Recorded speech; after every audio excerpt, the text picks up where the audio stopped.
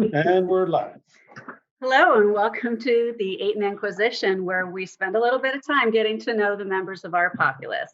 We're Morgan and Elizabeth, your hosts and current seated royalty for the Kingdom of Atenveldt during these times of plague. Today, we're talking with His Excellency Hrok. Hrok, would you like to tell us a little bit about yourself?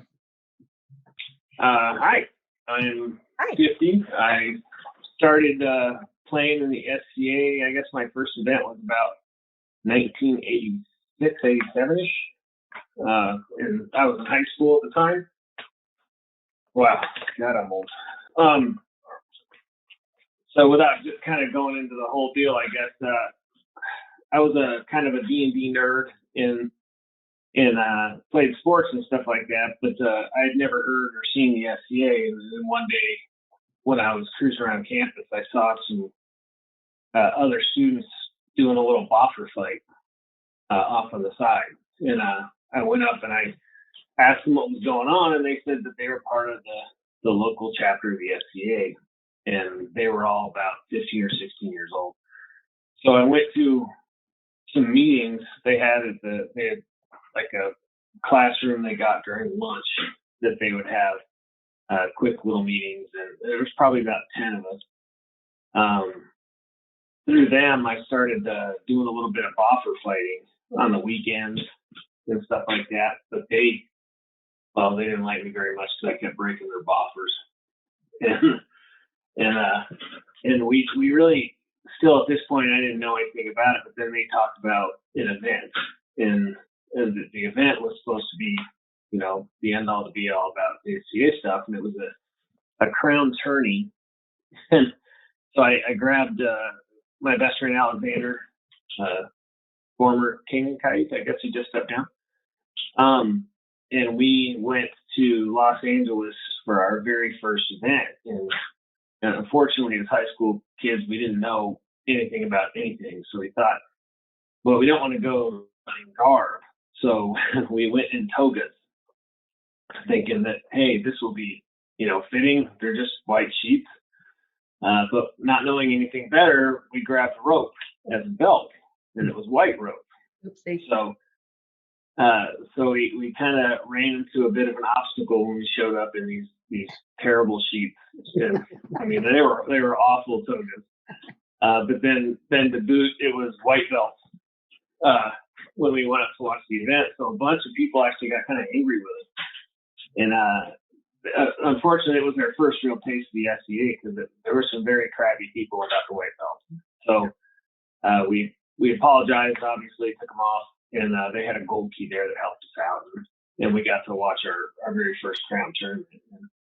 And it was a lot of fun. I mean, from that initial point on, it was a blast. And the first time I heard Rattan hit helm, I was like, oh yeah, this is a thing for me. And that was the beginning. Pretty solid beginning. Well, so then you've been playing for, what is that, 30 plus years? Yeah, I mean, there were a lot of intermissions.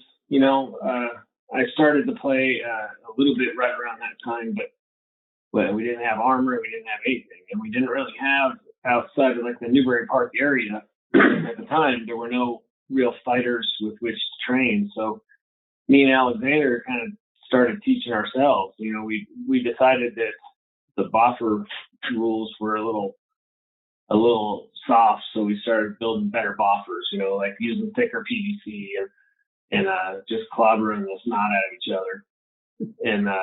And we didn't have shields at the time, so it was just basically like bastard swords. And we would beat each other bloody and train a little bit, but then because there was no formal group we were attached to, we really didn't have any avenue to grow and like even know how to make armor and everything like that. So shortly after high school, I joined the military, so did Alexander, and he really went in deep at that point when he got stationed in Germany. So when I got to Germany after I finished basic and everything, we started doing more events.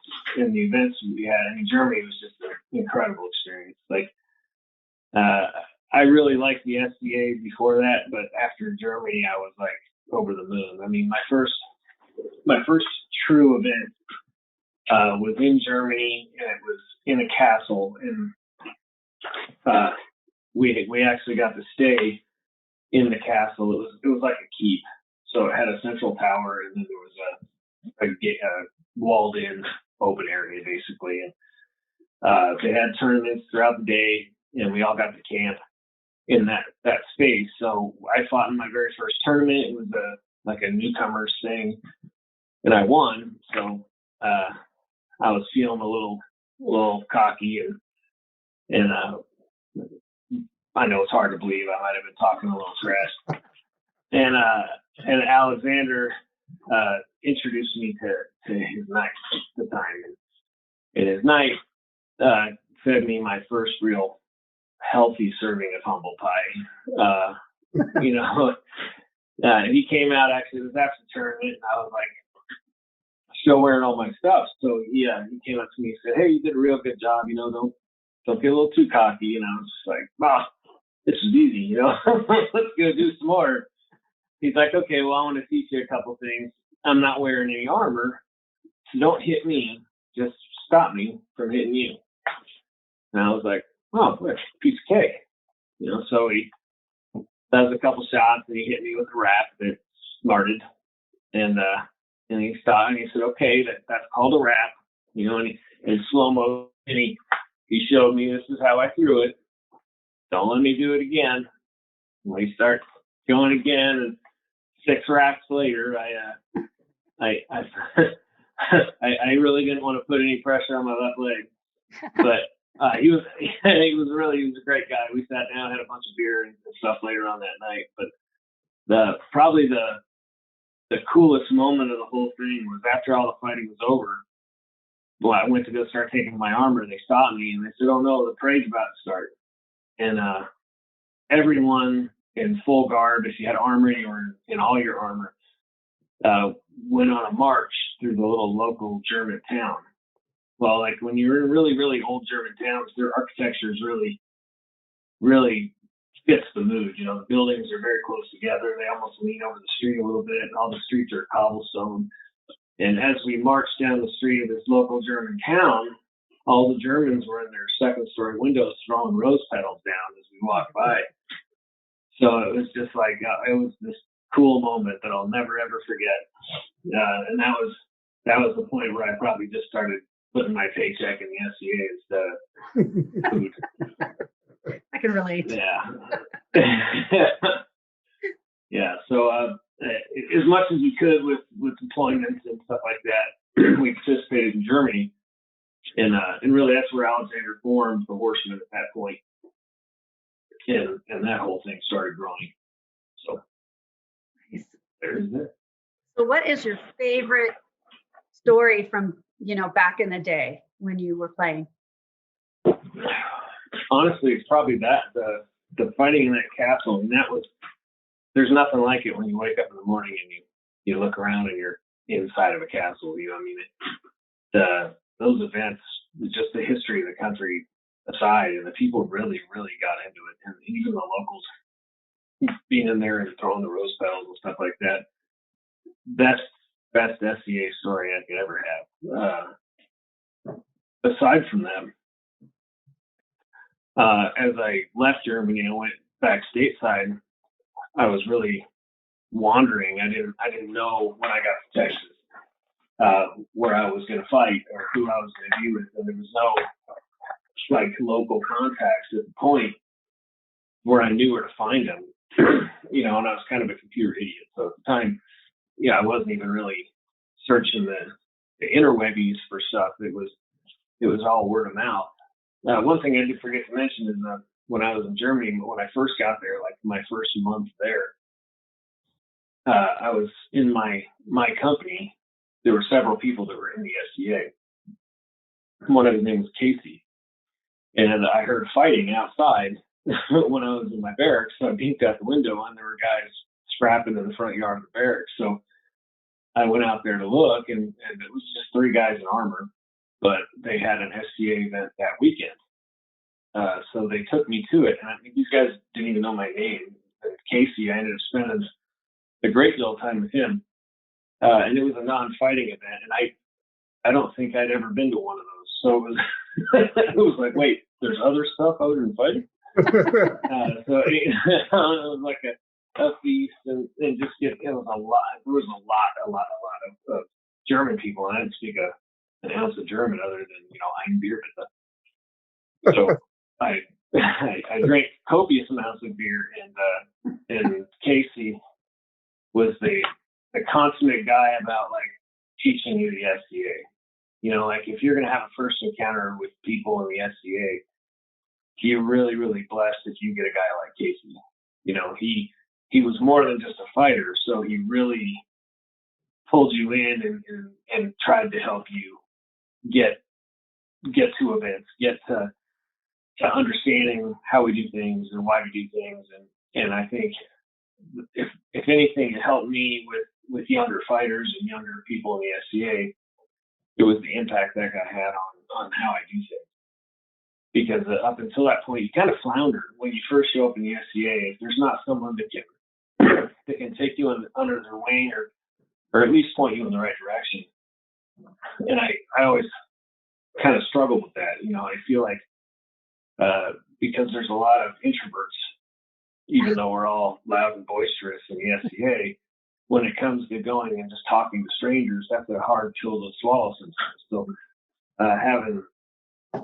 using that guy as kind of my example, when I saw people at events or saw people at fighter practice watching from a distance, I'd force myself to go talk to them just because it was like, wow, if I don't, no one's gonna, and we're not gonna have that guy in the future. Yeah. So, knowing that you've played at least in 2 kingdoms, how many kingdoms have you actually played in as like a resident? As a resident. So, well, it was Kaid. Because my memory is terrible, I can't remember the kingdom that was in Utah, but I fought there for quite some time. Artemisia. Artemisia, sorry. And of course, Atenveldt and overseas. So, yeah. Really, I guess that's it. I really didn't fight much in Texas because the stuff I did in Texas was just with a couple of people I knew. It wasn't like a formal SCA event. And I definitely regretted that. Like, I wish I would have known how to find those resources at the time. But young and dumb, you have other stuff to do. So it's just, but I'll just drink beer and hit my friends with my retain. So. Yeah. Didn't you live in the West for a while too? Well,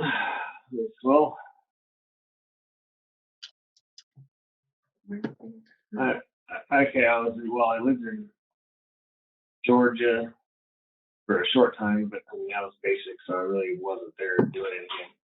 No, in Northern California. Oh, no. Okay, when I first got out of the military, I stayed up in the city, and that is the kingdom of the West instead of Kaid.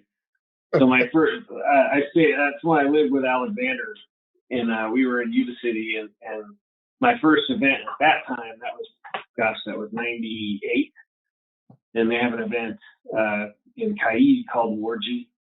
So we drove and fought in that, and that was good fun. And then West Kaid War was a big one. So when I was there about 8 months.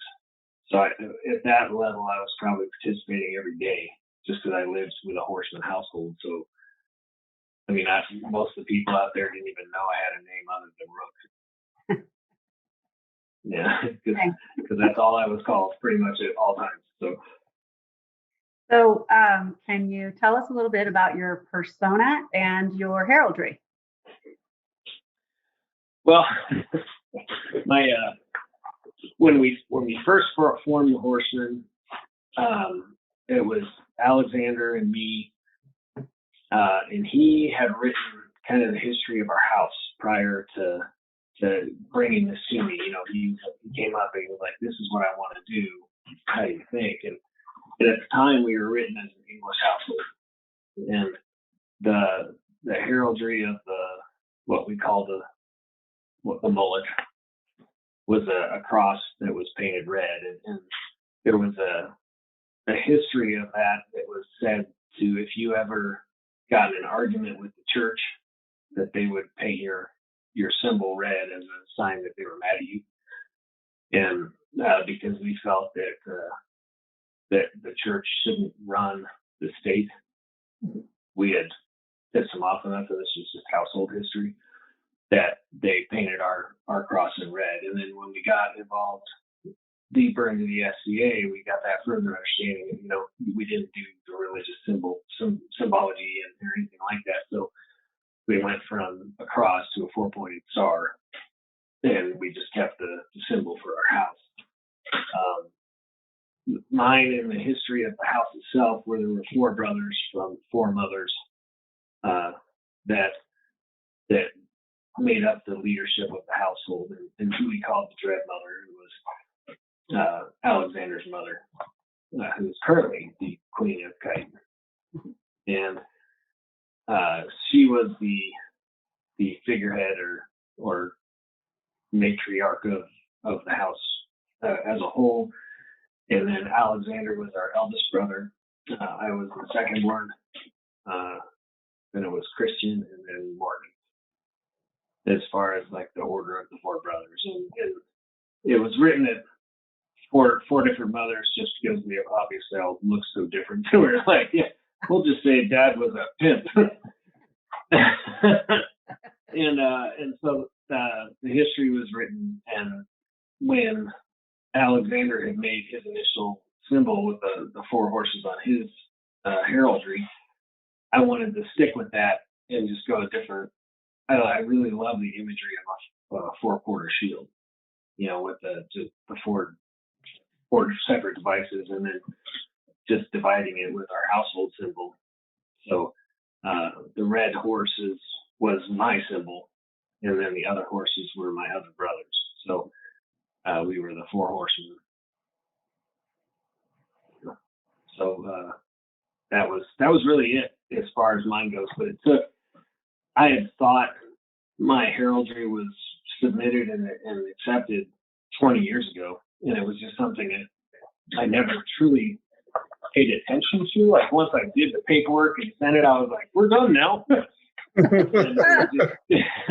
It was like my lack of experience and really mainstream SCA stuff that I just never knew. So when I got back involved in Atenveldt after, when Morgan joined the SCA, I lived here, and then I left here to go to Utah. And in that time frame is when we were like, oh, you know, we're gonna play a lot more mainstream instead of just being on the outskirts of the SCA. We had to realize that my device wasn't even done. So as I, you know, with bringing Morgan in, he far exceeded how far I had gone in the SCA in just a very short time. You know, so that when I moved back to Arizona, you know, all of a sudden it was him teaching me about the SCA and being like, okay, chucklehead, you know, you actually need to get heraldry. You can't just say this is your heraldry, you know. So it's been a very educational return, I should say. You know, when I went to Utah, initially I played a lot. I mean, when we first moved there, we couldn't fight in crowns, so I would be like a destructive fly fighter in all their crowns, and that was always a lot of fun. I met some truly wonderful people in Utah. Sir Kyle's one of my favorite people. He really educated me about some other fighting techniques I never really got into prior to that. So I had some really great times out there. And when I moved back here, I felt like I really kind of opened up my fight game. You know, the downside to where I was at in the SCA prior to all this is I had like my own fighter practices with horsemen, and whereas we all had a good group of guys who were good fighters, we weren't getting challenged outside of the group of people we were fighting with. So, you know, there was only so far we were going to go as a fighter until you could, have someone else beat your butt. And really, honestly, it was Morgan that kind of brought that to us, because it was like all of a sudden his fighting, just to say accelerated was the understatement of the century. When they came back, he wasn't like fighting the same, anything close to the same guy. And that was like, okay, if you close the door and you fight in this little closet, you're never gonna grow. So it's been a really, really great experience since we moved back. So, with all of that being said, what are your goals currently? Well, I mean, the biggest goal has been knighthood. That's been the pursuit for, gosh, a long time. It's kind of funny. It's one of those pursuits that you go after kind of fervently, but it's not like a do step A, do step B, and this thing is going to happen.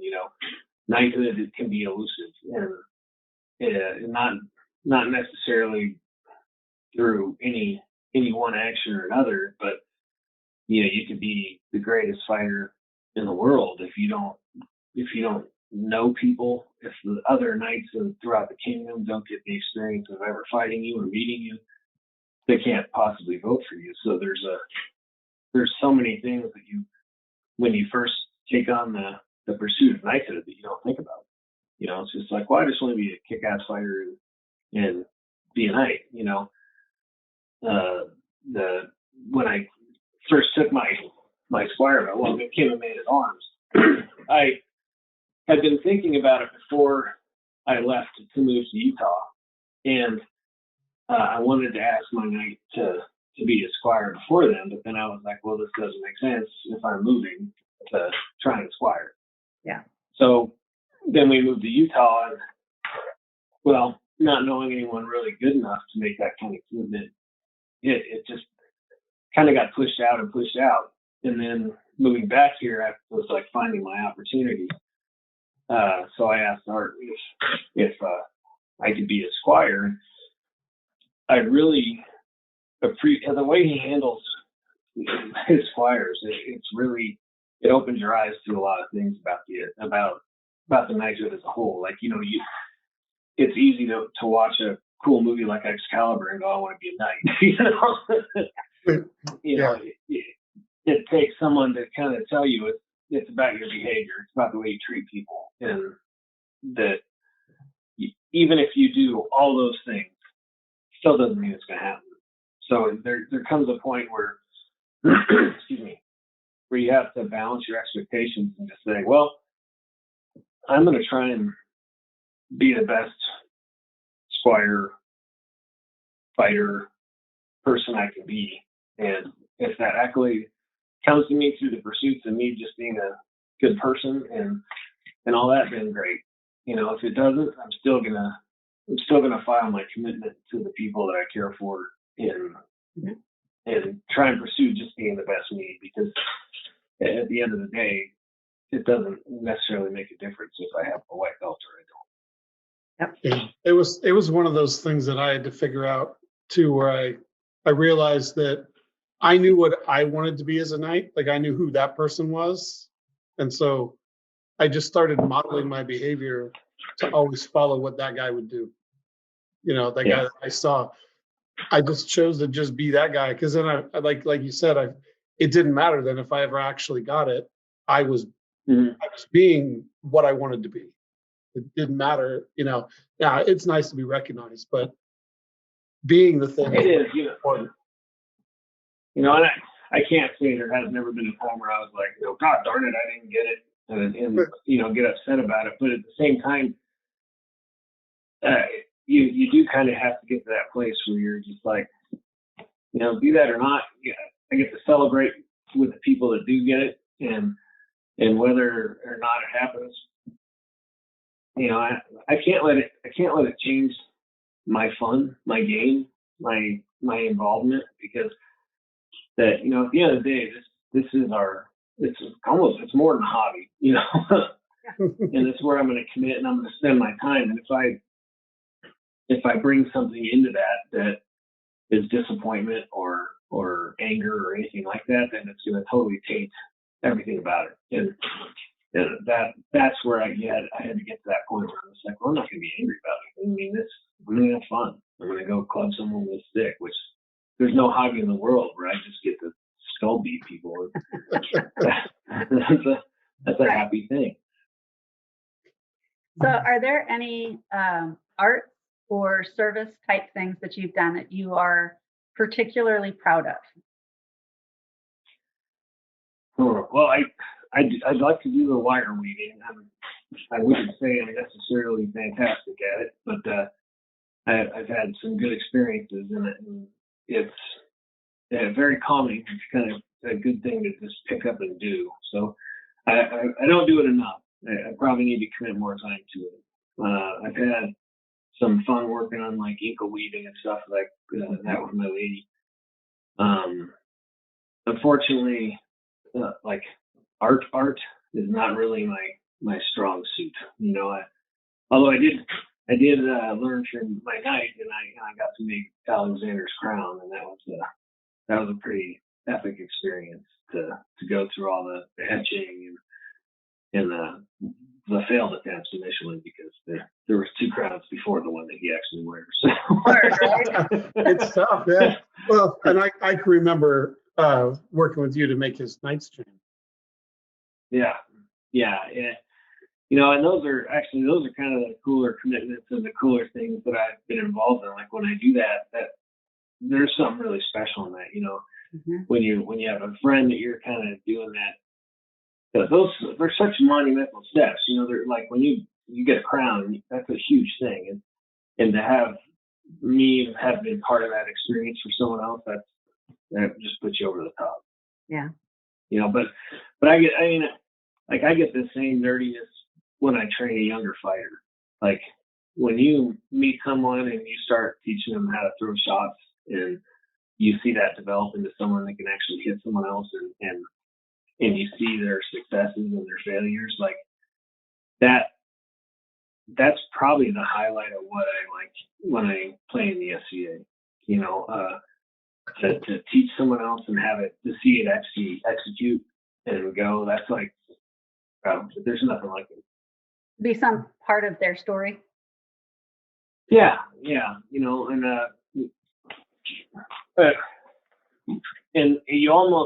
it's almost a form of recognition in and of itself when you see them get recognized. You know, not that there needs to be like an allocator or anything like that, but you know, I had many a young fighter that I kind of taught their first thing. So especially, I take a great deal of pride with Morgan's experiences, because Morgan far surpassed anything I could ever have shown him. But knowing that I had a tiny little sliver of that is really special. And it's the same with time. More than it's the same with time.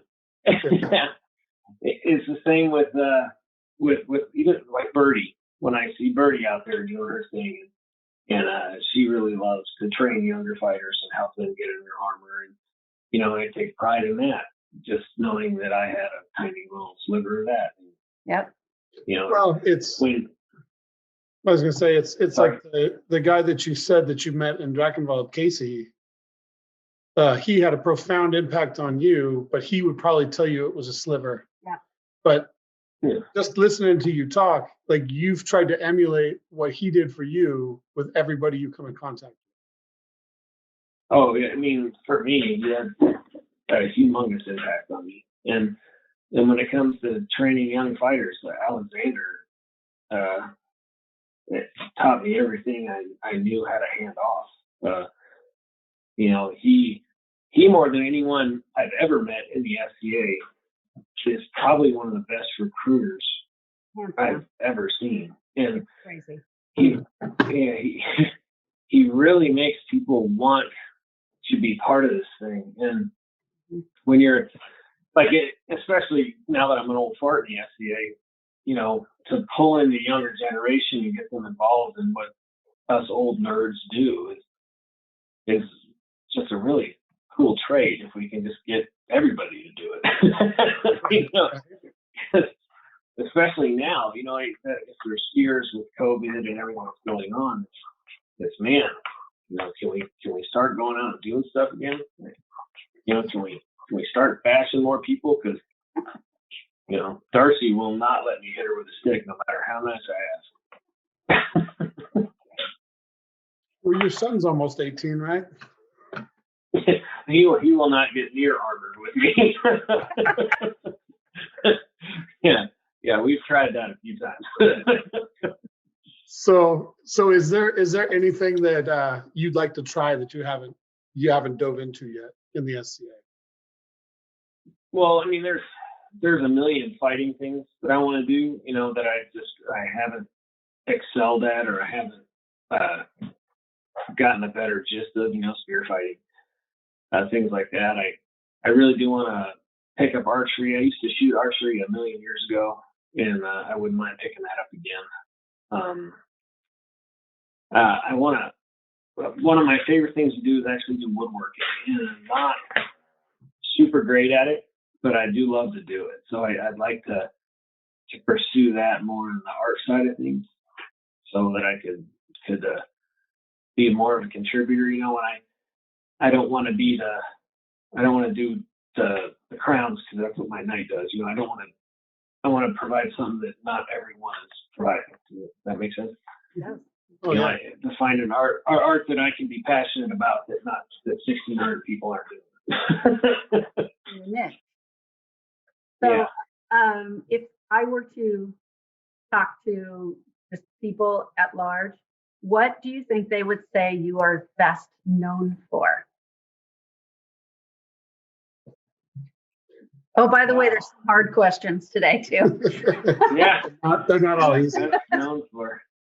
I'm sure there's some bad drinking memories I don't want to talk about, but no. I'd like to think that I'd be known for being a great, friendly guy to be around and a good fighter. I can't imagine. I'm sure I'd be silly to think that everybody likes me, but I'd like to think that I have a positive influence on people around me. I would say you do. Yeah. So what advice would you give a new member?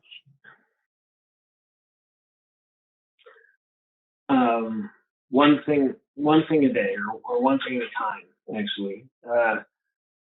If we're talking about fighting, it's very easy as a young fighter to hear the advice of 20 people at fighter practice and try and incorporate all things. What I try and encourage my young people around me fighting is the first thing you hear that day that really resonates, that something that it's a blocking technique or a way to throw a shot, make that your focus, one thing at a time. Don't try to swallow that whole elephant.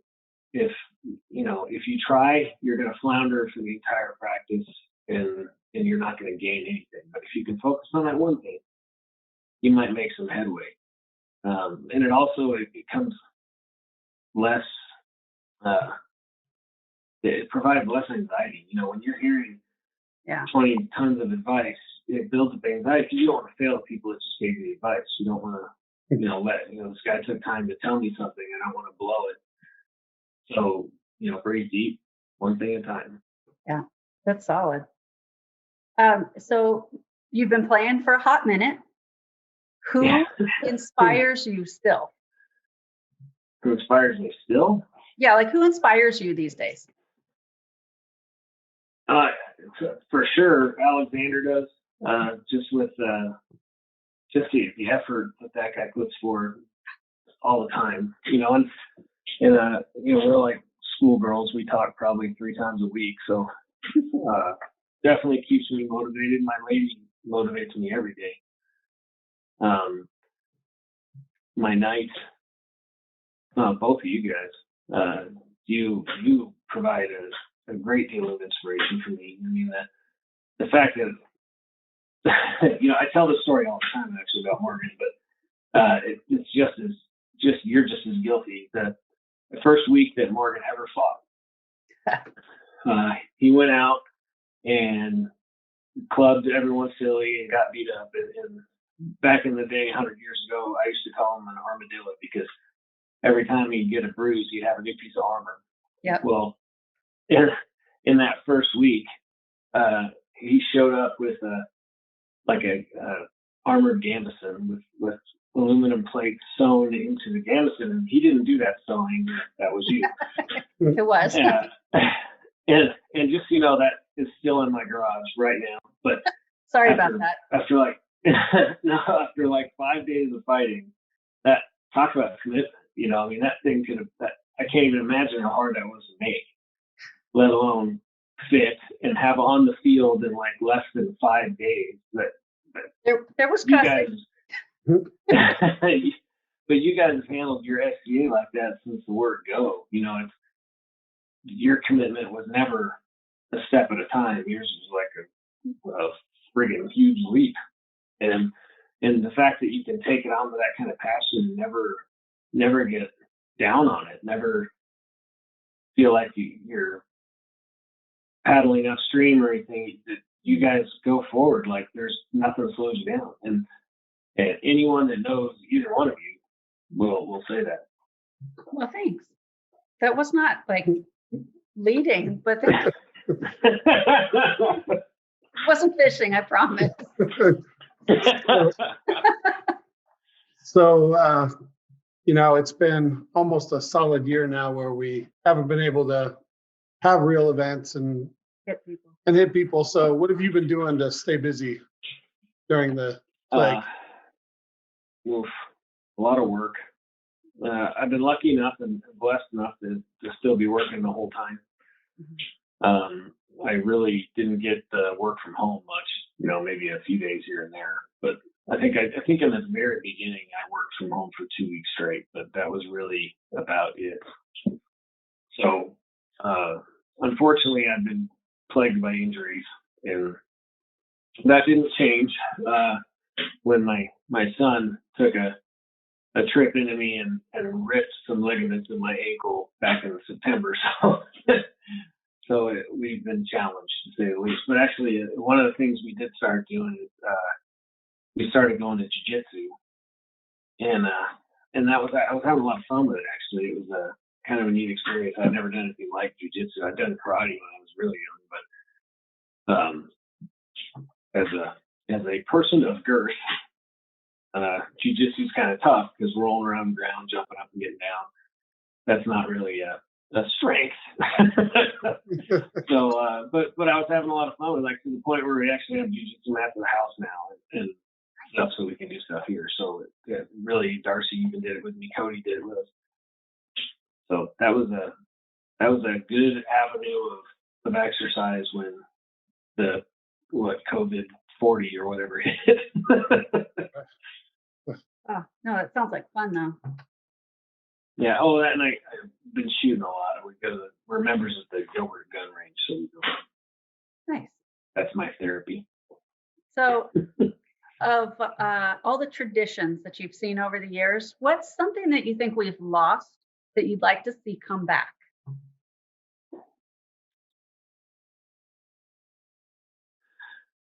Oh, see, I'm gonna have new fighters get so angry with me. When I first started fighting, like back in the United States, to get authorized was a challenge. Like you had to in Kaid, you had to memorize the rules of the list. And you had to recite them to your marshal. You had to your fighting for the marshal was very intense. So like one of the things at the house we made a big deal is no one had ever failed to get their authorization when they went out their first time, because there was a lot of time spent studying and doing that. I think any kind of those measured growth steps, like no one wants to get promoted if it's just handed to you. Everyone wants to earn it a little bit.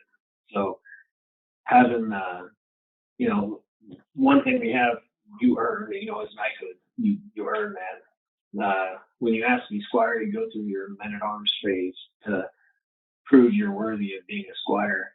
Having more things like that I think it improves everything. I think it improves everyone's growth in it because you have more of a personal commitment to it. So when you finally achieve that thing, it's that much more special. So not necessarily that everyone needs to memorize the rules of the list, but you know, some form of that, I guess, as we develop young fighters and even I can't speak for like the fencing arts and the light fight type skills, but I honestly should do them so that I have a further understanding of what it means. You know, it's easy as a stick fighter to be like, oh, you know, those are those guys.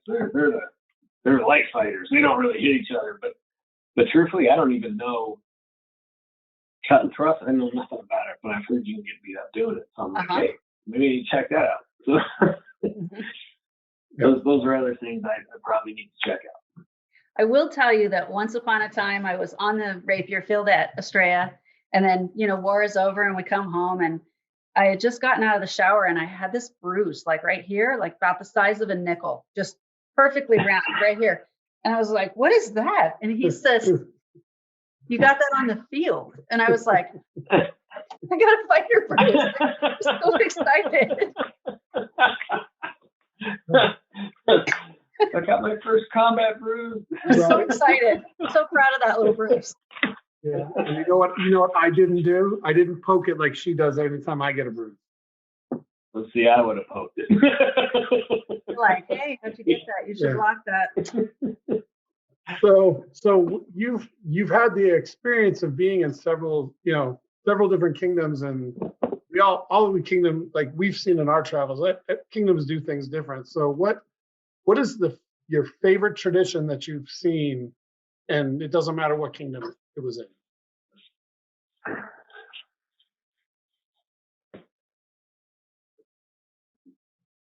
Well, I don't necessarily have one. Every group I've ever been part of, you know, everyone's got their own little quirks. You know, when you're in Germany, we always listen to the same song as we got our armor on and went out to go. And then we get yelled at because we were listening to it on a tape player, and it was not medieval music, you know, like Dogs of War. So everyone's got their thing. There's like, I love marching to the field as a unit. I think that builds esprit de corps. Like when you're going to, especially in a big war, like, you know, you go to Estrella and you have your entire kingdom army marching. I think that's a big deal. I've seen like Kai when they come out, they have a drum gang that rolls out with them, and I think that's really high speed. You know, I love seeing that kind of stuff. But for me, unit is everything. You know, so anything that we can do to develop that esprit de corps, that involvement of, you know, instead of having 6 individual groups, to have one big group. You know, I'm all about that.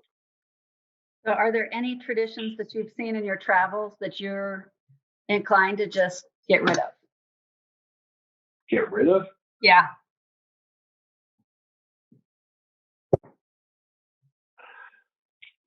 At the last Great Western War, the Lance Connects had a drink of alcohol that I can't remember what it was called, but that thing needs to go away. That's Black That needs to go away forever. Yeah. You don't like the Black with you. I am with you on that. Black has its place. So, one of the traditions the horsemen have, though, is we have once a year we do a grog bowl, which is a toxic mix of chemicals. I'm familiar. Alcohol Terrible. To purge your sins for the year, and as a wonderful leader, Alexander has a book that he keeps track of everyone's sins for the year, like if they forget their helmet when they went to fighter practice or whatever, or if God forbid they don't show the proper amount of respect to someone they should have showed it, he'll jot it down in this little book for the end of the year, and we do grog shots for our sins, and that always, digresses into a horrible evening of drinking, but it's a lot of fun as you do it. Ah, so what is your favorite event? I love Highlands, but that's, a lot of that is because I love the mountains, and there's nothing better than being up there when it's nice and cool out, not raining or snowing. That would make it extra special. But that Right. that if I had a favorite, if I had to pick one a year that was like mine, I love Highlands. Nice. And what would make the perfect event? Like if you could schedule the perfect event, what would that look like? Fighting all day, drinking all night.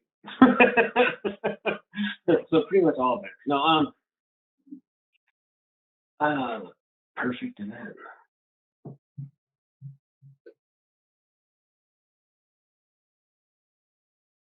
Really, I couldn't go better than the fighting all day part. You know, when you're out there just beating each other up, I mean, it's tiring and it's exhausting, and at the end of the day, you're bruised and beat. But that when you walk into your camp at the end of the day, like you really feel like you did something. And when you're there with your team and your group of people, and you're succeeding or failing together, can't be beat. Yeah. So I'm a fighter through and through. That's the other stuff is kind of ancillary. So have you ever had an idea of something like that you'd like to see happen at an event that you would like to see? Well, I like to see when we incorporate like archery and things into our fighting like that. I know a lot of people are probably cussing my name if they're watching this right now, and they're like, "Stop it, shut up!" But I think there's an element of reality of just a little bit extra in your fighting when you have to worry about those things that are totally out of your control. And the same with siege weapons, like when they're throwing like ballista or the trebuchet rounds like do back in the day, those gigantic rolls of duct tape. Just an extra element when you think you're a rock star and I'm killing everybody, and plink, you get shot in the eyeball with an arrow, and you're like, well, and then. And then, Right. what's your favorite out of kingdom event? Ouch. Great Western, probably Great Western. It's a good Now I've heard awesome things about the summer event, I think in Colorado, but I haven't gone to it yet. It's awesome, and you should go. Yeah, we might have to drag you. Well, You love it. and this year before COVID, we were going to go to New Orleans, Right. and do that. So COVID took away my first vacation in years, which was awesome. Thanks, COVID. Yeah. It just got put on hold. It's still going to happen. Well, Just doing it later. We had to do all the home improvement stuff first, right? Yeah. Trust me though, I feel you, because the whole reason I fought so hard to win Crown again was because I broke my ankle at Estrella the year before, and then lo and behold, I got Estrella, and then the world shut down. So I didn't get my do-over. Not cool. Not cool. Yeah, it was the longest reign in SCA history. Sure. We're getting there. We got one set ahead of us right now. Yep. So here comes the heavy question. Oh. What does peer mean to you?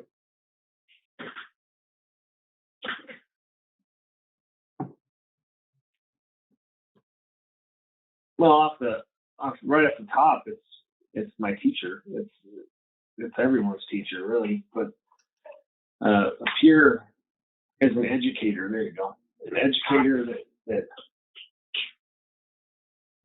that you respect, that demonstrates through their actions instead of just talking. It's really easy to sit back and tell people the right way to do things, but it's not so easy when you have to demonstrate. So a true peer, they live the language. All right. So I know in other venues, there's been a lot of talk, especially since the shutdown, about, all of the things that, all of the various ways that different groups of people have not lived up to expectations of others and what have you. So in that sort of spirit, is there anything that you think that the peers of the realm should be working on or doing to be better? That's a group. It's a hard one. Yeah. It's a hard one because there's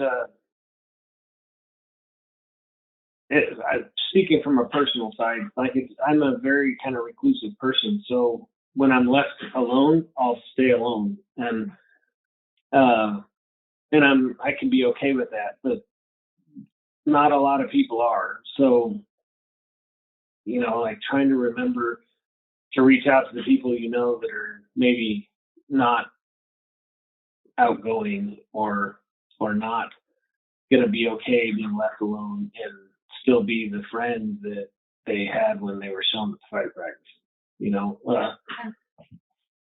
and quite honestly, I probably fail at it. It's easy to kind of live your own life and forget that there's other people out there. And as a peer, the people that are in your circle that you care about and you've cared about in the past. Just last week, someone reached out to me and tried to light a fire under me because I hadn't been around and I hadn't been doing things. And those kind of outreaches are very important. And I think that would be it. Don't forget about everybody.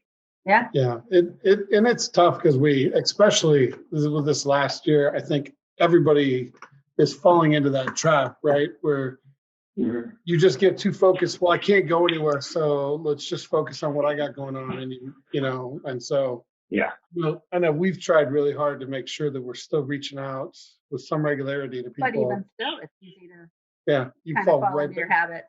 Yeah. But no, it's hard. It's very easy to get wrapped up in your own life, and stop looking outside to do stuff. And, thank goodness my lady doesn't do that. Cause I'll stay locked up. I'll be like, oh, I'm okay. I'll just sit over here in the corner and do my thing. And, as soon as you start engaging with all those other people and you realize the challenges that they got to face, especially in the last year, it can be very eye-opening when you go, wow, I guess I've had it easier.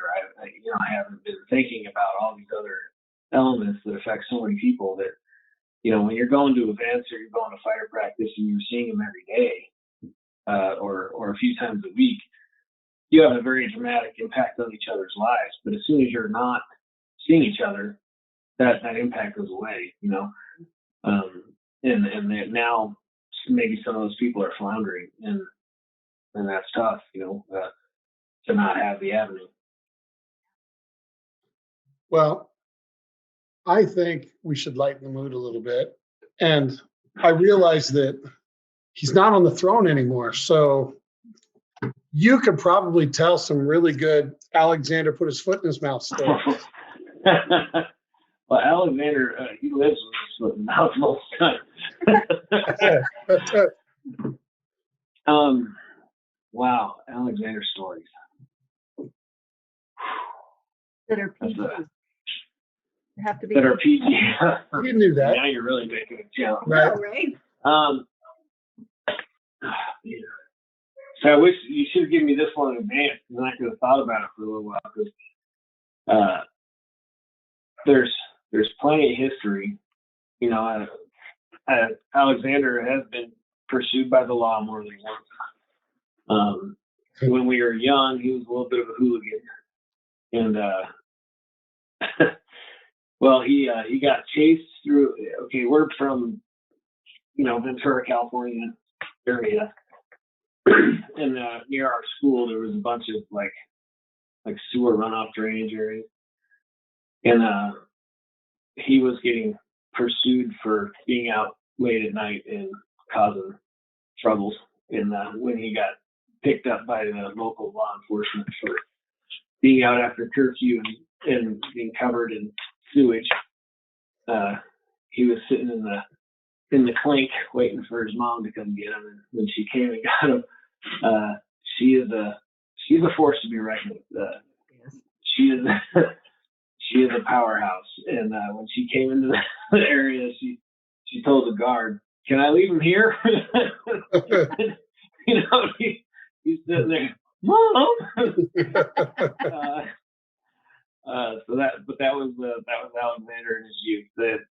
There's a great story of us playing Dungeons and Dragons at his house. Actually, we were staying up way too late, and his mom works ridiculous hours all the time. So we all knew that when she was home, we had to be at like whisper quiet mode when we were staying up late and doing stupid stuff that high schoolers do. And the one or two times we had violated that noise curfew on like the third trip she came in there and pretty much beat senseless the three teenage boys in the room. And one of the guys that's with us he's a very large man. And he was trying to play dead as she just walloped him.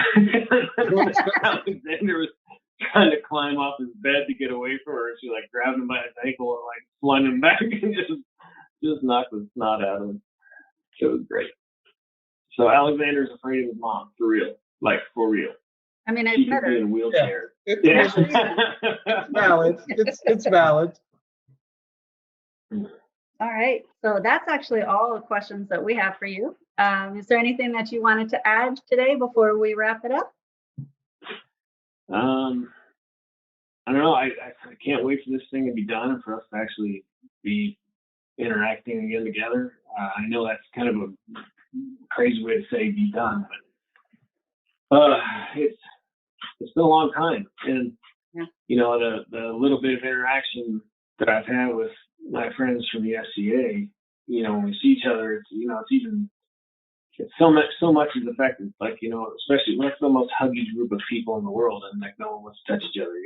It's weird, right? Yeah, so it is weird. On my night we still go shooting and stuff like that, and we still have those interactions. But